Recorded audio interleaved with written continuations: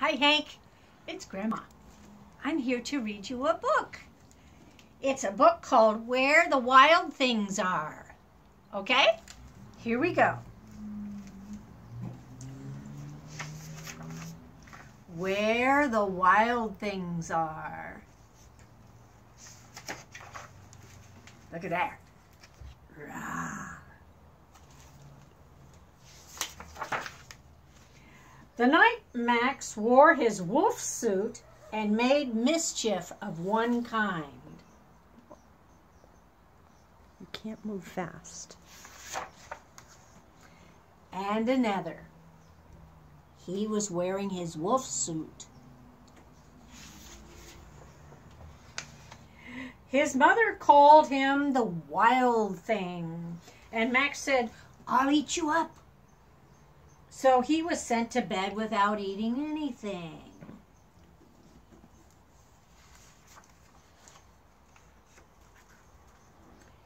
That very night in Max's room, a forest grew. All the trees and plants, and look at him, he's still wearing his wolf suit. And the forest grew, and it grew, and it grew. And grew until his ceiling hung with vines. And the walls became the world all around. And an ocean tumbled by with a private boat for Max. And he sailed off through the night and day.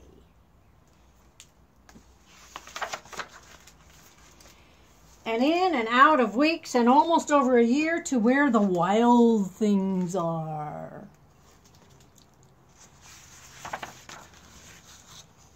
And when he came to the place where the wild things are, they roared their terrible roars. Roar! And gnashed their terrible teeth. And rolled their terrible eyes. And their terrible claws. Till Max said, "Be still." And tamed them with the magic trick of staring into their eyes without blinking once. And they were frightened and called him the most wild thing of all. And made him king of the wild things. And now, cried Max, let the wild rumpus start.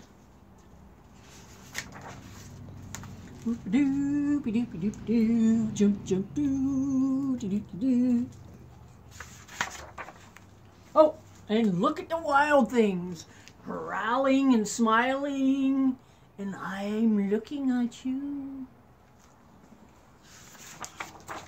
Oh, and there's more growling and smiling and hanging and pulling, and there's Max.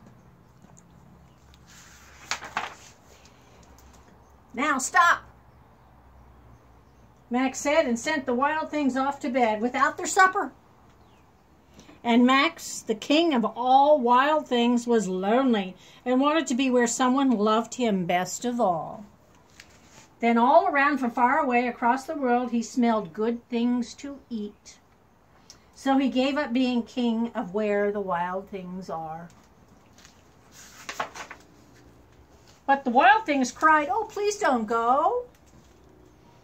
We'll eat you up.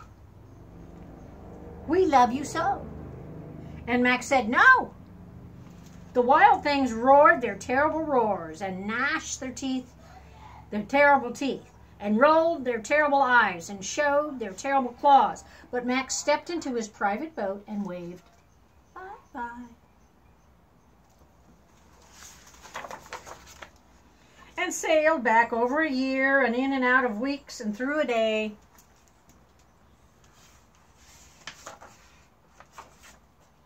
And into the night of his very own room, where he found his supper waiting for him. Right there.